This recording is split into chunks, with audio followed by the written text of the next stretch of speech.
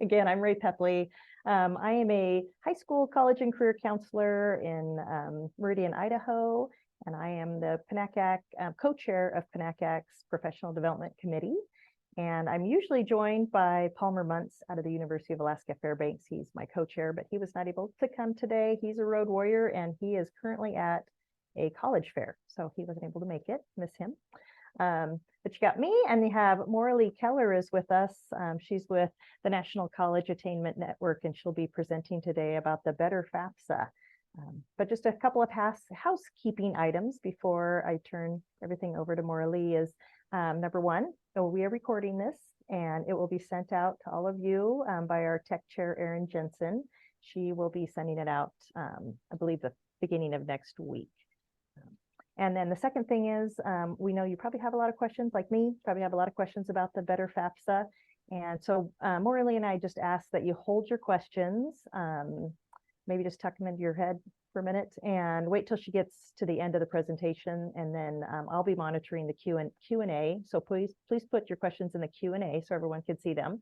But I'll be monitoring it, and I'll be asking the questions of MorraLee, and she'll answer them for us. So we have about an hour. And I don't think I have any other things to say. So I think I'm just going to turn it over to you, MorraLee. Thank you. Thanks very much. Appreciate it. Okay. Thank you so much for the invitation. NCAN is thrilled to be asked to share information about the Better FAFSA for this year. We are going to do a little context setting today about the FAFSA. And then we're going to talk about changes that are coming for the new year. I'm MorraLee Keller. I'm the Senior Director of Strategic Programming at NCAN. There's my email. If you have questions in the future, you can feel free to email us at NCAN, and we will try to answer all the questions that we get, because we know there's a lot of changes coming and people may have a lot of questions about the form. For those of you that may not be familiar with, who or what NCAN does as an organization, I just wanted to quickly share with you that we're like a national membership organization. So, there's NACAC for the admissions folks, and there's NASFA for the financial aid folks. And so NCAN is sort of the national membership organization for programs that serve students in the college access and success world. So community-based organizations, K-12s, we have some higher ed agencies, all different kinds of folks who are serving students and helping them get on a path towards post-secondary after high school. The main work that we do is a lot of building field capacity. That's a lot of trainings and outreach and information like we're about to do today. Our headquarters are located in Washington, D.C., so we do a lot of advocacy work with the federal legislators around policies that directly impact students when it comes to post-secondary education, and primarily in the financial aid arena.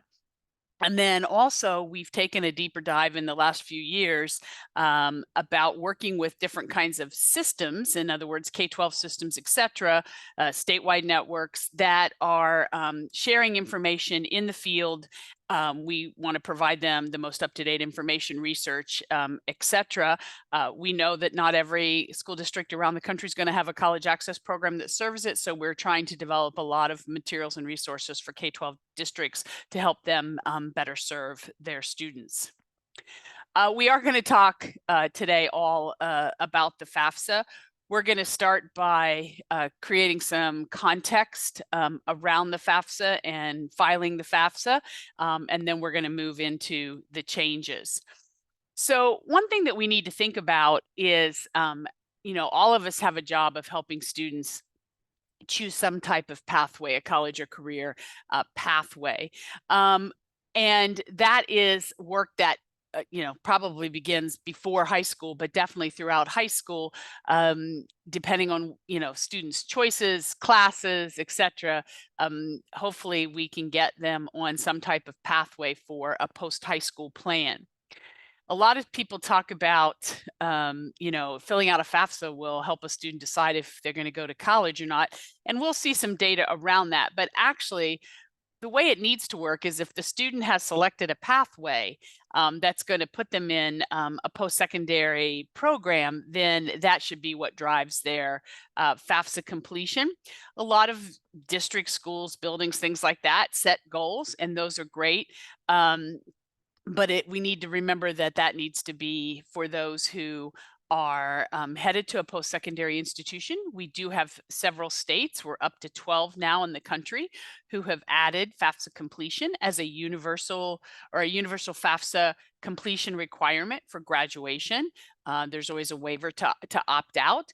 But as you all are doing your work, we all know that our main job is getting students on some type of pathway and then supporting the pathway that they have selected.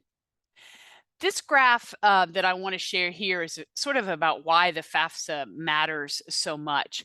If you look at the right-hand side of the graph, the lowest poverty quintile, that pretty much tells you that if a student comes from, you know, a high income families, basically, that they have a fairly equal chance of going to college, whether they file the FAFSA or not.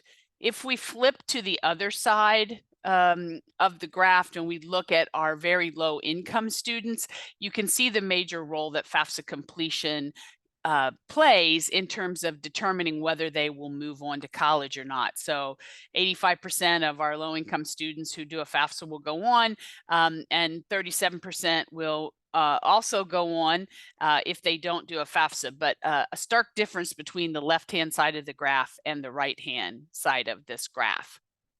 FAFSA completion also tells us a whole lot about fall enrollment. We've got what has happened the last 5 years, and you know better than anyone that starting in 2020, when the pandemic kicked in, we saw FAFSA completions drop in 2020, and then even a larger drop in 2021. The last column tells you about enrollment for high school students immediately following graduation in the fall.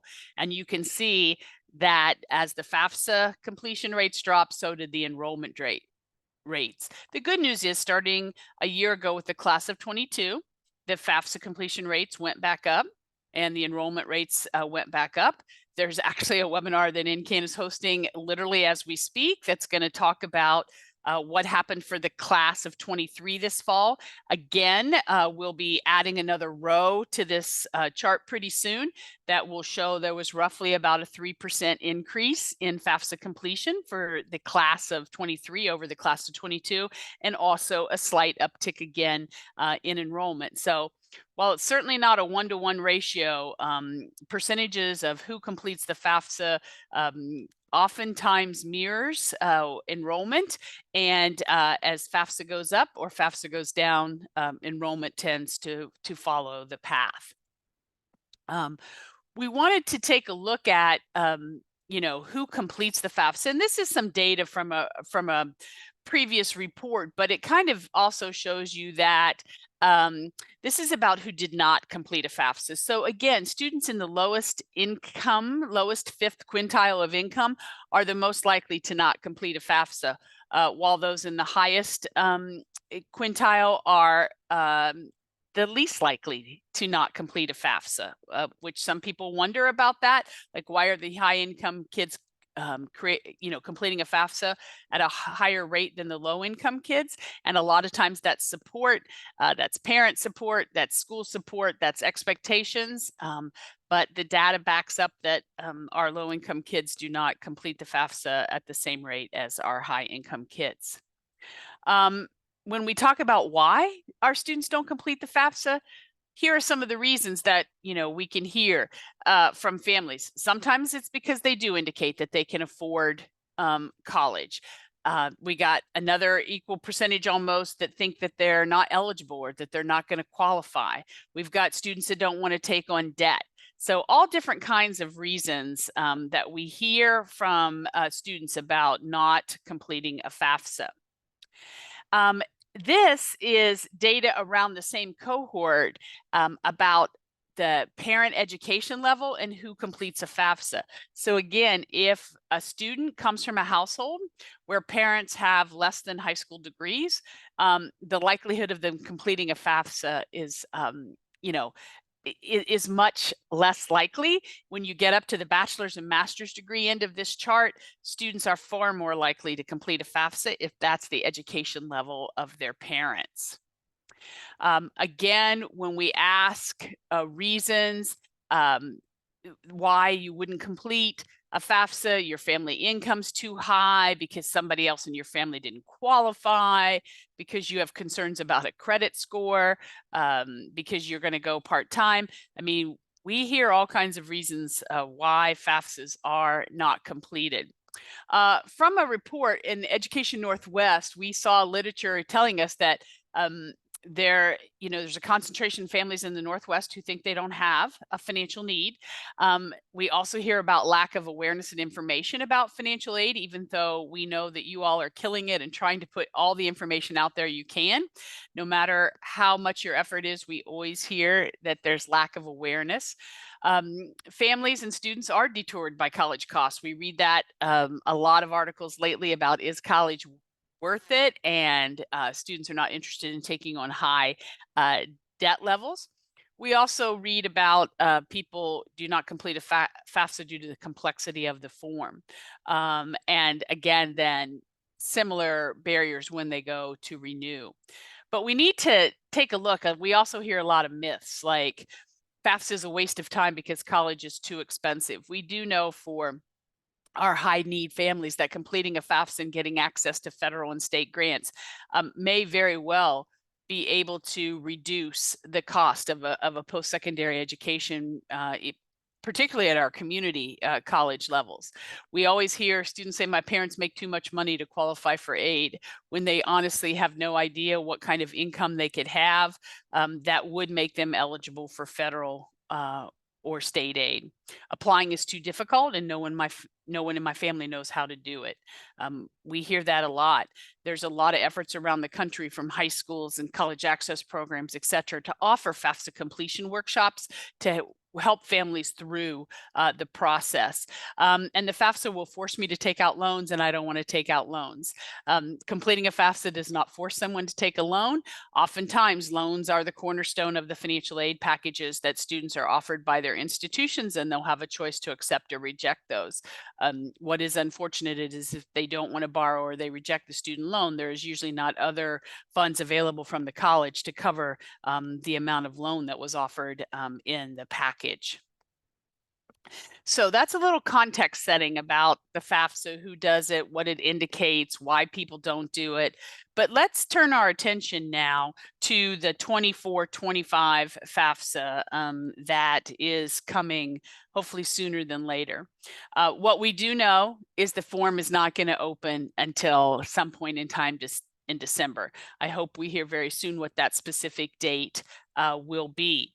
But that is a delay in the process. If it opens in late December, there'll be almost 3 months difference from it typically opening on October 1. So we'll be working in a very condensed time frame to help students get their forms completed.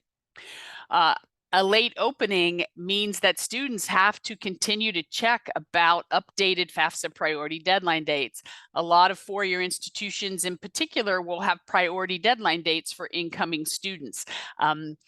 In my state, many of our institutions, when the FAFSA opened on October 1, had priority deadline dates for their incoming students of like December 1st or December 15th. Those kind of dates will not work this year. And so institutions are pushing back deadline dates, but keeping track of that may be difficult. If you are going to offer FAFSA completion events, we think your planning should begin to offer assistance in early January. That way we know the form will get opened at some point in time in December, and you'll be ready to roll and help folks with supporting them and getting the FAFSA completed. This condensed time frame, it is about not only FAFSA submission, but then reviewing the FAFSA submission summary, which is a new name for the student aid report, students who might have to get through the verification process, and then getting their award letters and reviewing them and helping them make final decisions. For those of you that may have been counselors for years and years, you'll know it wasn't terribly long ago, about 6 years ago, is when we move back to opening the FAFSA on October 1. Prior to that, it was January 1 every year. So you may have to take a flashback if you've been at this for a while and remember how you used to support students when the FAFSA opened January 1 and you were trying to get everything accomplished prior to May 1 for them to make their decision. The Federal Student Aid, or the FSA ID, has been around for several years, but starting with 24-25, any person who wants to access an online FAFSA will be required to set up an FSA ID username and password. They will not be able to access an online FAFSA without an FSA ID. Students will need their FSA IDs. The parent or parents who will put their information on the form will also need to have an FSA ID. Federal Student Aid is adding a new process for this year in many cases, are parents of dependent students who were undocumented. They are also going to need to set up an FSA ID to access the FAFSA online and complete that. The signature page that we're used to having in the past that we used to print for undocumented parents who could not have an FSA ID, the signature page is gone. That is not an option. We strongly encourage that everybody get their FSA IDs set up prior to starting the FAFSA.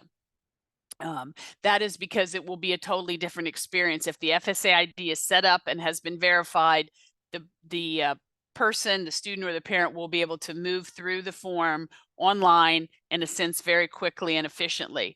If they try to set up the FSA ID and then immediately go into completing the FAFSA, they are going to get sort of like a manual entry experience. They will not be able to transfer their information over from the IRS until that FSA ID has been verified. They will be opening this new system on the same day in December that the FAFSA opens. And when they make these adjustments to the system, it will require everybody who sets up an FSA ID, not just those without social security numbers, to have an email address. They will also and can also insert their mobile phone number to be used to help verify their FSA ID, but an email address will be required. If you have parents who may currently have an FSA ID because there are older siblings in college, when they log in to the FAFSA after this change is initiated in the system, if they did not have an email address in their FSA ID, they will, in a sense, be required to sort of stop and add one. And we know that starting this past year, the multi-factor authentication process happens every time someone logs in with an FSA ID.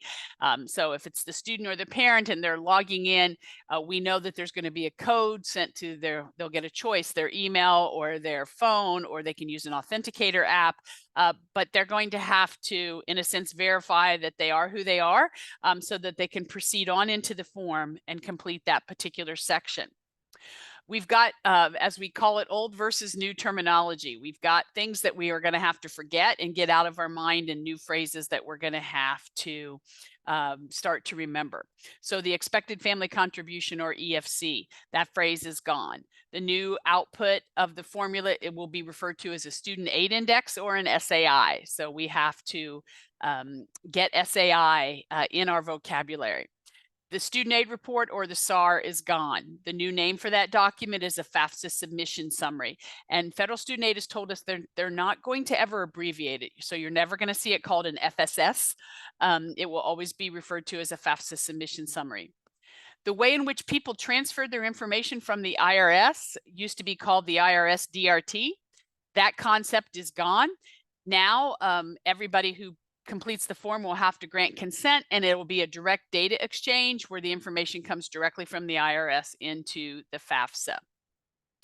The words kind of parent and spouse are sort of gone. You are going to hear the word contributors a lot when people are talking about the 24-25 FAFSA. Who are the contributors? Do all the contributors have their FSA ID? So a student is a contributor. The student's dependent. They may have one or two parents who need an FSA ID to contribute their information to the form. Or if the student is married, it may be their spouse will be a contributor to the form and may need an FSA ID. This new name For the EFC, the SAI, it's actually a little bit better reflection of the output because it really is an index that will help colleges understand who are the neediest students who have completed the FAFSA. One thing different about the SAI is it could be as low as negative 1,500. So you will probably see some FAFSA submission summaries for some of your students that may have a negative SAI. That is not an error. Congress added the ability to take the SAI down to a negative 1,500 so that you could potentially be able, or colleges could potentially be able to distinguish between their most needy students. Perhaps if someone has a negative SAI of 1,500 or an SAI of 0, there may be a little bit of distinction between which of those families have less resources. If it's a non-tax filing family, the parents are not filing tax returns, that family will receive an automatic negative 1,500 SAI. That SAI will be used by colleges to help determine the need for the student. It will still be the concept of the cost of attendance minus the SAI will equal the student's financial need. But there are two ways for determining Pell Grants for this coming year that will use federal poverty tables. So they're also going to look at the family's adjusted gross income and compare it to poverty tables. You probably had or noticed that when students were completing the FAFSA for this year, the 23-24 year, there were required survey questions at the end of the form that ask about race, gender, and ethnicity. Those questions now for 24-25 have been formally moved into the student section of the form. So the students will see those questions. They will not be shared literally with anyone. So when a student answers those questions and the answers will be kept only at federal student aid. State agencies won't see them. The answers aren't being shared with the colleges. The answers to the questions don't have any bearing on their financial aid eligibility. They're to be used for research purposes only. Every question does contain a prefer not to answer. So if a student does not want to provide information about race, gender, and ethnicity, they simply can choose the prefer not to answer. These questions will not print out on the FAFSA submission summary or the answers. So when we kind of literally say no one will see the questions or the answers, it's just not going to appear anywhere except to the student to answer while they're completing the form. One new concept this year, which is related to how the information gets transferred from the IRS into the FAFSA, is going to be referred to as consent. Everybody who puts their information on the form will be required to provide consent to transfer their data from the IRS. That is because the way Congress wrote the legislation, they indicated in the legislation that everybody will have to grant consent if they want the student to be eligible for federal student aid. However, we know we are all going to work with families that are non-tax filers. We're going to have people who don't have Social Security numbers. We're going to have people who file foreign tax returns, etc. If that is the case, obviously information is not going to be coming over from the IRS, but they are still going to have to approve the consent to have information brought over. And what that basically will do is bring over a confirmation code that there was no information on file for that particular person at the IRS. And so sort of the phrase we have to operate is if someone does not grant consent, no consent equals no federal aid for the student.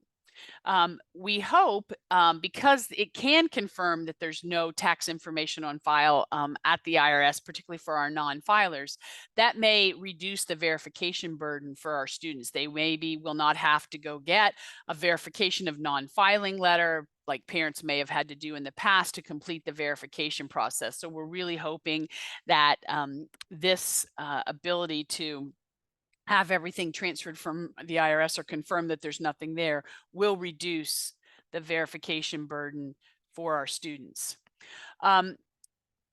When we look at this new formula for the SAI, it is not the same formula as the EFC. Many components are the same, but they did delete a lot of questions on the form that ask about untaxed income, even some versions of taxed income. are no longer asked on the form. What Congress tells us is that the result of this new formula indicates that there will be more students who in the past would not have qualified for Pell Grants, but will. It also tells us, or their projections are, that students who may currently be eligible for partial Pell Grants may end up with a larger one for next year. So that is certainly good news about this formula. I think we're going to have to wait and get the form open and watch our students file and see what the FAFSA submission summary indicates their SAIs are, to see if we feel like we're seeing more students qualify for Pell Grants. As I previously mentioned, there's going to be two ways to determine eligibility for a Pell Grant. The first thing that the system will do is take a look at the adjusted gross income that is in there and the family size. It will compare it to the federal poverty tables to determine, based on the family income, are they automatically eligible for a maximum Pell Grant, or are they automatically eligible for a minimum Pell Grant? Those poverty charts will be used since people will be reporting their 2022 income. It will be the 2022 poverty charts that will be used. If a family does not automatically qualify for a minimum or a maximum Pell Grant based on the AGI, that's where the SAI comes into play, just like the EFC does now. We'll take a look at the SAI and determine those Pell Grant amounts that a student may be eligible for between the minimum and maximum number. There really will not be a Pell Grant chart anymore because it's turning into a subtraction problem. And so we'll kind of use this current year as an example. The maximum Pell Grant this year for a student who has a 0 EFC is $7,395. If that were the same maximum Pell Grant for next year and a student filed their form and they had an SAI of 2,000, that means that student's Pell Grant would be $5,395. So you would take the maximum Pell Grant, subtract the SAI, and round to the nearest 5 to determine the size of a student's Pell Grant for the coming year. Also, colleges are now going to have to adjust the Pell Grants each term by how many hours the student enrolled. We're used to, you get a full-time Pell Grant or a 3/4 time Pell Grant or a half-time Pell Grant. Now it's actually going to be based on the hours that they're enrolled. So if a student is registered for 7 credit hours for a term, they're going to get 7/12 of a Pell Grant. If they're registered for 10 credit hours, they're going to get 10/12 of their Pell Grant amount. So the colleges will have to make adjustments based on the number of hours that a student is actually registered for a particular term. There are other changes in this SAI formula. We're used to seeing a question that asks about the household size. Starting for 24-25, family size, which is the new phrase for household size, will be determined by the number of exemptions that were claimed on the parent tax return. We often know, though, that the number of exemptions may not exactly match the household size and who all the parents are reporting, particularly in the cases of divorce, where divorce decrees get to say a parent, you know, the student may reside with one parent, but the other parent gets to claim them, or they have alternating years that they get to claim the student. So there is a question on the form that will ask if the number of exemptions claimed is an accurate reflection of the household size. If it's not, there will be the ability to change the family size with that question on the FAFSA. For our families who have multiple siblings in college, the number in college is no longer taken into consideration in the formula. Currently, if a family filed a FAFSA and we were looking to determine their EFC and they had an EFC of $8,000 and there were 2 students in college, each of those students would have received a $4,000 EFC on their student aid report. Starting next year, that division problem will not happen. If the FAFSAs are calculated and the SAI is 8,000, it will be 8,000 on each student's FAFSA submission summary. The other change that is about assets. Currently, families 50,000 and below were not required to report assets. That is increasing to 60,000 for next year. But if you are required to report assets, in the past, you were exempt if the family had a small business with less than 100 employees, or you had resided on a family farm. Those are no longer exempted starting with 24-25. If you have to report assets, you will have to report the net value of any business and also the net value of any farm minus the house on the farm. Child support received is still a question on the form, but it has been moved to the assets section. And because assets are driven by the size of income, there will be some families who receive child support, but if they're not required to report assets, they're not going to be required to report their child support, because that question is now in the asset section. So if you don't do assets, you will not be reporting child support received. When it comes to the FSA ID for our undocumented parents, I just want to let you know, we know some things, and we know that there's more, information coming when they release the process. But if students from freely associated states who are eligible for federal aid in the past, they do not have social security numbers. They will have to go in as a student and set up their FSA ID as a student from a freely associated state. Our parents without SSNs would be the other folks that will be setting up this FSA ID. When they do that, they will be presented a set of knowledge-based questions to help confirm their identity, because we obviously would not be sending their social security number over to the Social Security Administration for confirmation. So these knowledge-based questions are the type that we've probably all had this experience when we've logged into a bank account or a loan account, and it's asked us a question about did we live at a certain address in 2004, or did we own any of the following make or model of a car? Those are the type of things. If the person without the social security number can pass those questions online, their FSA ID will be ready immediately. If they cannot, they're going to get placed in what kind of we refer to as a manual process, where they may have to provide copies of photo IDs or utility bills or foreign passports, etc., to federal student aid to confirm their identity, so that their FSA ID will be verified and ready to be used. Let's talk about some things that, when we talk about what is it that we all need to know, we all need to know now that everybody needs this FSA ID. We need to remember that the FSA ID has a multi-factor authentication process. So when we think about FAFSA appointments or FAFSA workshops, it's happened in the past, because the form is very role-based, right? That if the parents showed up at a workshop and they had an FSA ID, they could log in and they could do their section, and they could also see the student questions, and you could, get the form completed.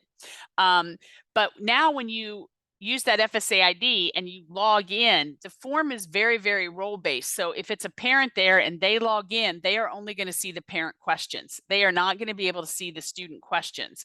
It would have to take the student FSA ID to use to attempt to log in. And then, of course, that student is going to get notified with a code, either by email or text, etc., so that then they could proceed on into the form. So if you're assisting a family, it will be totally ideal for 24-25 that you have both the parent and the student there, because otherwise the multi-factor authentication and the fact that the form is so role-based and that you can't see each other's questions, it's going to be really critical that whenever possible that they attend, some FAFSA assistance together as a family.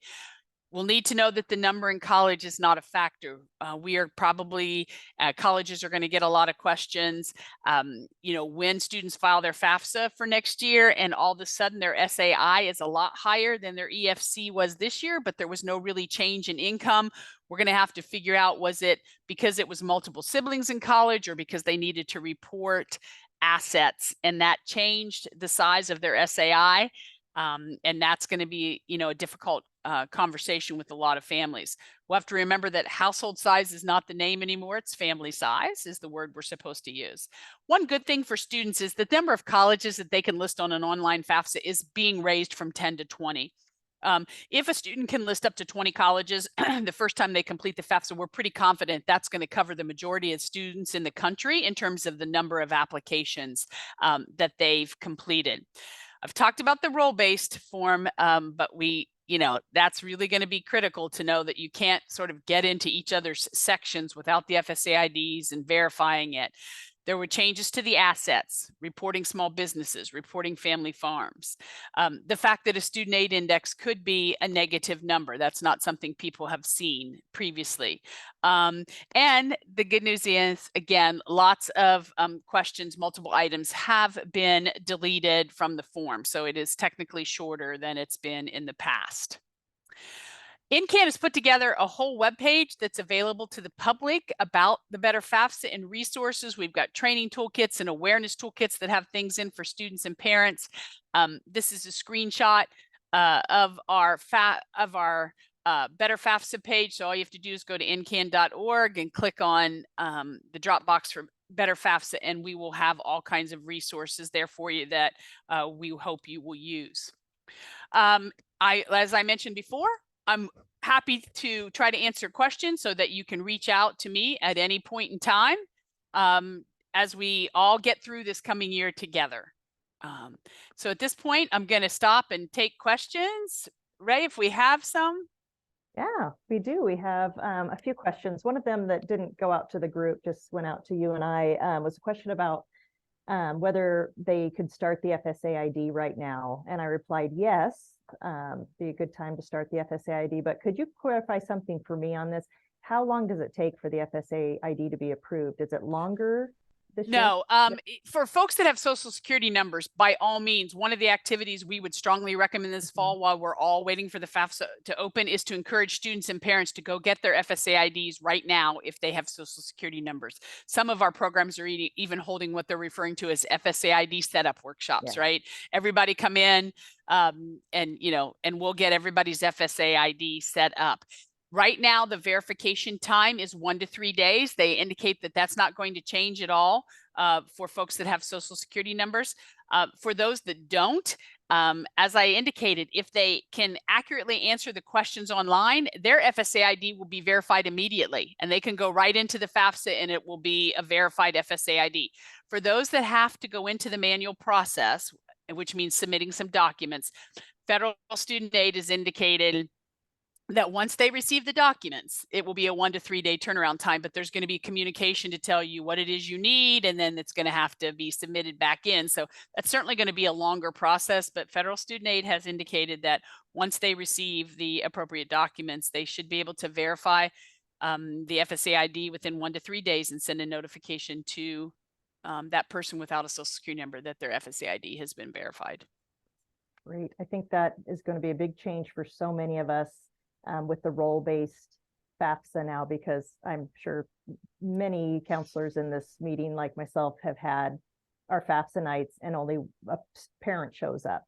And so we'll really need to make sure. It's definitely not going to be as easy or possible. Yeah, thank you for that. Was great information. Okay, so one of the questions is, if a student lives with mother, but father claims student in taxes, which parent does the student need to request income information from? The new definition for 24-25 is the parent whose information belongs on the form is the parent who provided the most financial support to the student in the previous 12 months. In many cases, so who claims the student is not a criteria one way or the other about whose information belongs on the form. The current definition was the custodial parent. Right? That's what it was if you were doing a FAFSA currently. For next year, it is the parent that provides the most financial support in the previous 12 months to the student. So I'm guessing in many cases that will be the custodial parent, but there could be, I guess, some situations where the student may live with one parent, but the other parent provides all the financial support. In that case, it would be that other parent. Great, thank you. Please clarify the number in college information. Will this change benefit a family with 2 or more students in college or reduce their overall assistance? Thank you. Unfortunately, it is reduce because if they are not going to, now the question for how many in the household will be in college is still on the form. That is so if colleges want to make any adjustments in their packaging strategies or try to assist students whose SAI would be higher than maybe it currently is, the information is going to be asked on the form, but not calculated into the formula. So as I mentioned before, families that have multiple siblings in college are likely to see an increase in that SAI. And as the SAI increases, their need drops. So they may lose Pell Grant eligibility. They may lose state grant eligibility if it's driven by the size of the SAI. They may lose institutional dollars because the SAI is now higher than the EFC was. So that is the group of families with the revised formula that is probably going to feel it the most. I have five. What am I saying? I'm reading the question. I have 3 going into college next fall. So I'm one of those parents that's sick about it. Thank you. Thanks, Susan. That was a great question. Okay. And then Susan also asked, does the FAFSA still need to be completed yearly? Yes. Yes. It's so fun. Everybody wants to do it every year. I know. Right? Every time. Okay, Miranda, what about the McKinney-Vento students? Those students that are homeless, there is a set of dependency questions on the form, and one indicates if they are homeless or an unaccompanied youth. If the student answers yes to that question, then the student will be considered independent on the form, and the parent section will not appear. Just the student information will need to be entered. In many cases, the first year that the student indicates that, most colleges will follow up and ask for some documentation, like a letter from a McKinney-Vento liaison in a school district. If the student happens to be in a shelter, the head of a homeless shelter. So there are certain folks who can write the letter of support that would need to go to the college to confirm that the student is an unaccompanied youth or a homeless youth. Family of 3, 2 parents, 1 child going to college. How many FSA IDs? That will be driven by their tax filing status. So if the student lives with those married parents and those married parents did married filing jointly for their federal tax return for 2022, only one of those parents will need an FSA ID to grant permission or provide consent for the information to come over from the tax return. However, if those parents did married filing separately, where each of them had an individual tax return, both parents will need an FSA ID because each one will have to grant consent for their own tax information to come over. It will certainly be added together when it comes over into the form, but married filing separately will be required.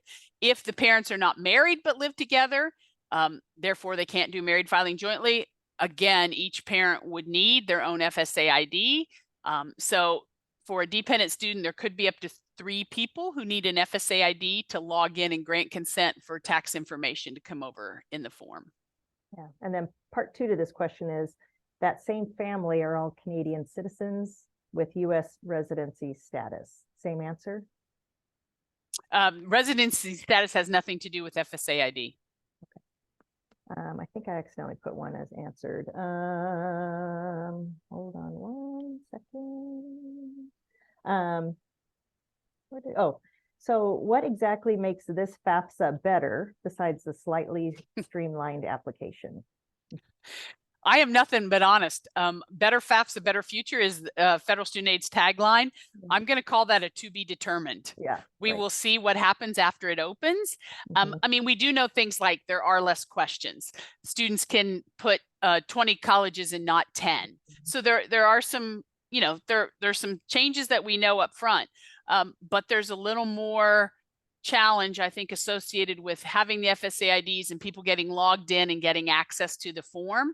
I think it'll be a particularly difficult situation for many of our folks, parents who may not have social security numbers. So the form may be simpler, but the process to complete it may be a little tougher. We are certainly going to wait to hear from the field after the form opens and hear you tell us better, not better, better if the student starts it or better if the parent starts it, right?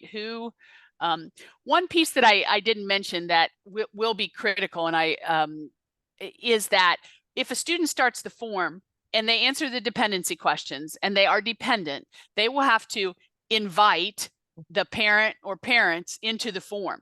So they will have to fill in the parent's legal name, date of birth, social security number, and email address. And they will not be able to progress through the form if they don't put that information in there.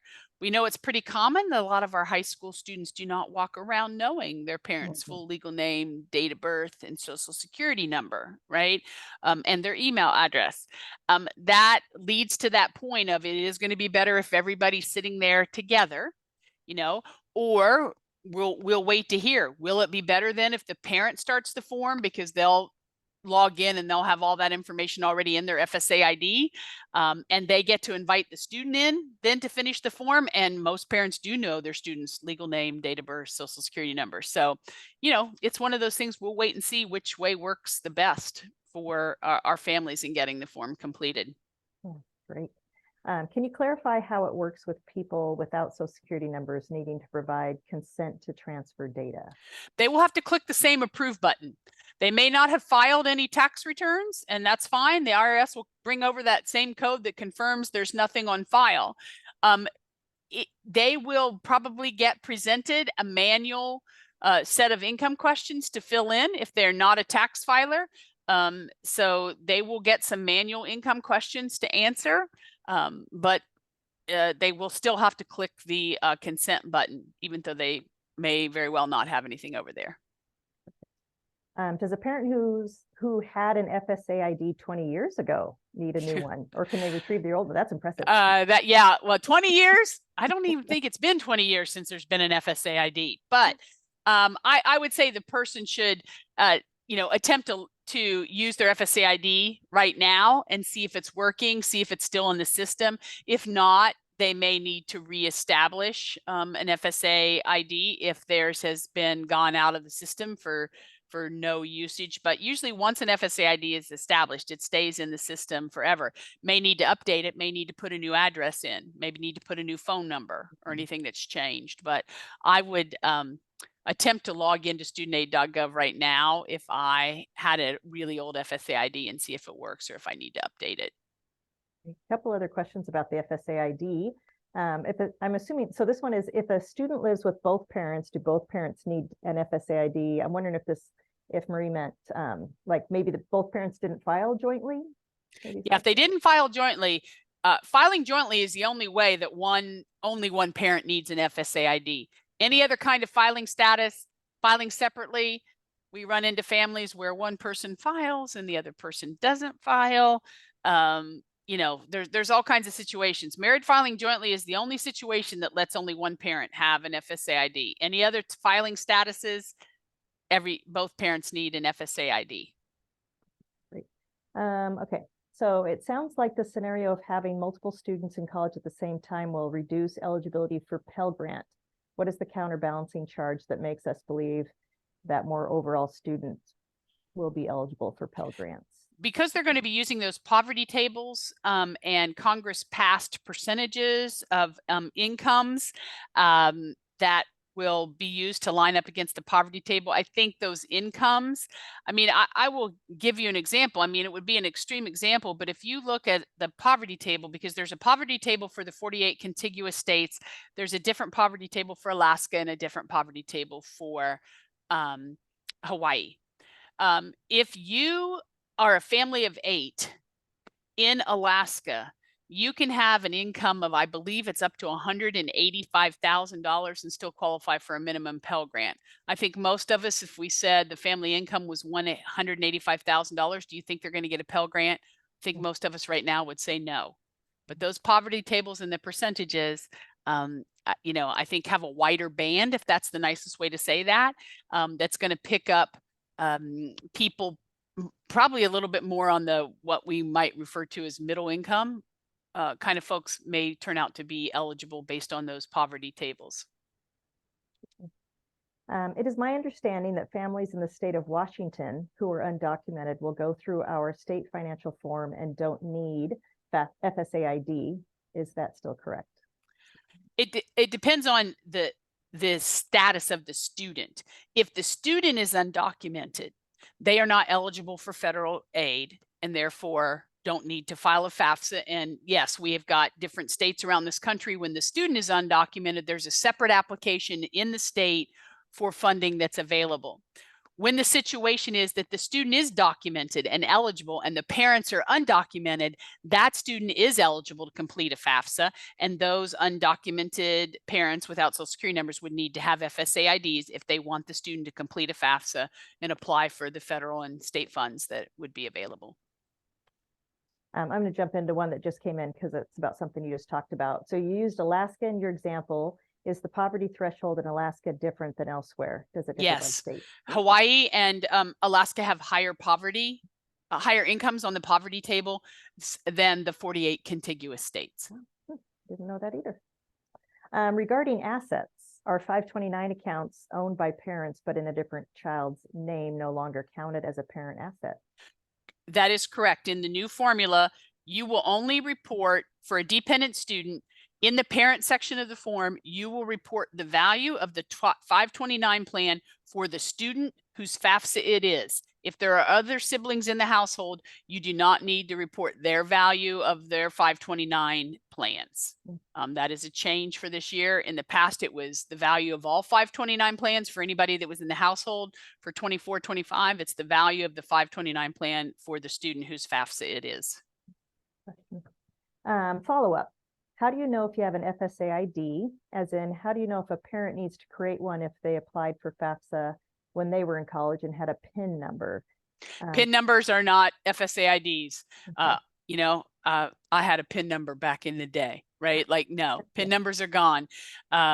So if they have not applied for a FAFSA, I'm trying to think what exactly if I remember which year the FSA IDs popped in. I think it was 2014 or 15. If you've never been in the FAFSA world since then, you are going to need to set up an FSA ID. Yeah, and they're asking how do they know? I think they just go to, you and, can just, you can just either Google set up FSA ID or go to studentaid.gov and click on set up an account. Or even calling. I've called it before and they're very kind and helpful, and it's not like College Board, everybody. They're pretty helpful. Okay. What if the 529 plan is under a different relative, like grandparent, for instance? Is it reported? Does not need to be reported on the FAFSA. Good question. Those were all of our questions. Wait a minute to see any others pop in. Those are some great questions, everyone. With undocumented parents, what do they use in place of Social Security number when getting an FSA ID?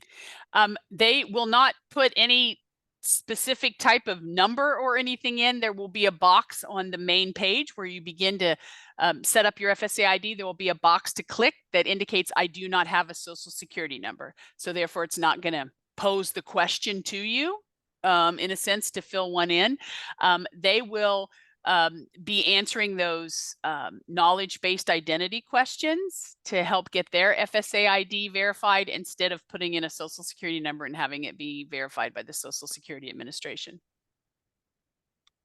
Just as I'm waiting for a question, but as an aside or another question for you, I helped a student last year whose grandparent had guardianship of him, and we started the FAFSA, and one of the questions was, does someone else have guardianship of you other than your biological parents? And he said yes, and there were no questions. Nothing. Correct. If the student is in a legal guardianship that is a document that was done under the legal jurisdiction in the state, that student would answer yes to that question, and they would be independent and no parent information. Let me just caution you, there is a difference between guardianship and custody. There are people who have legal custody of people. That does not make a student independent.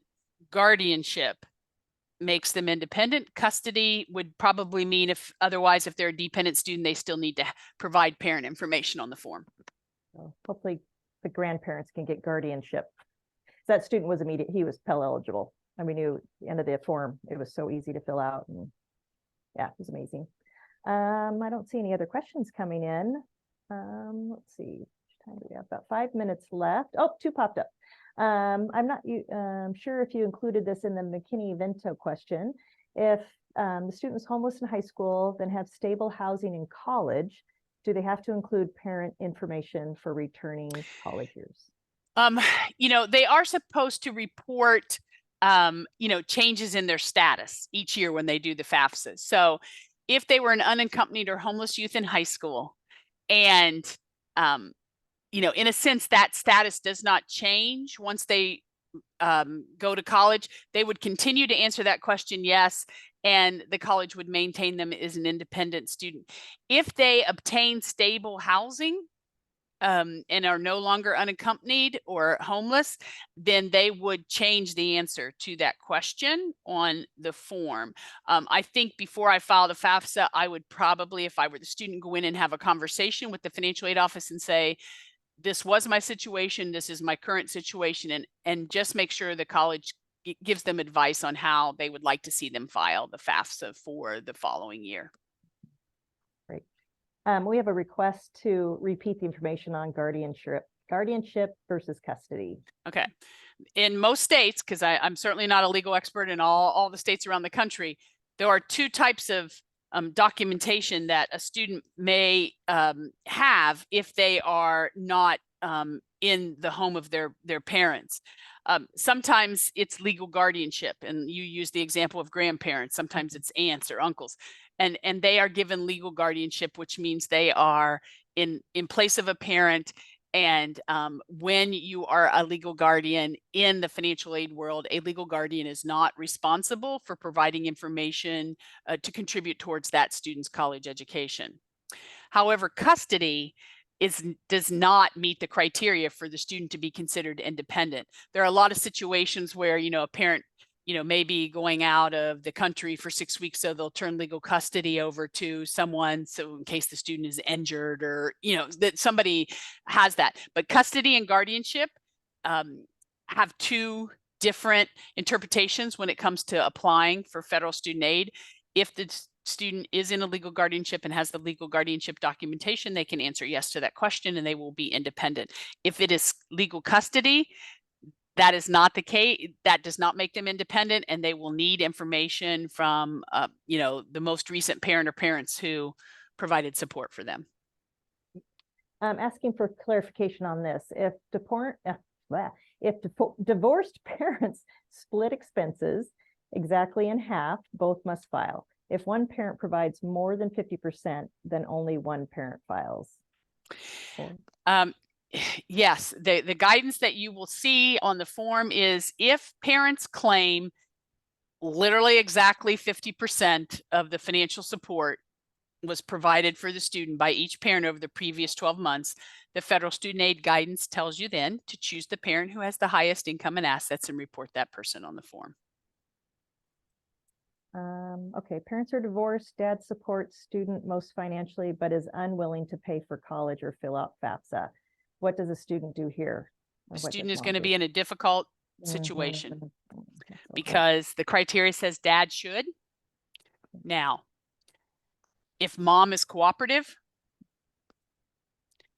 I'm just going to stop there. That is so hard.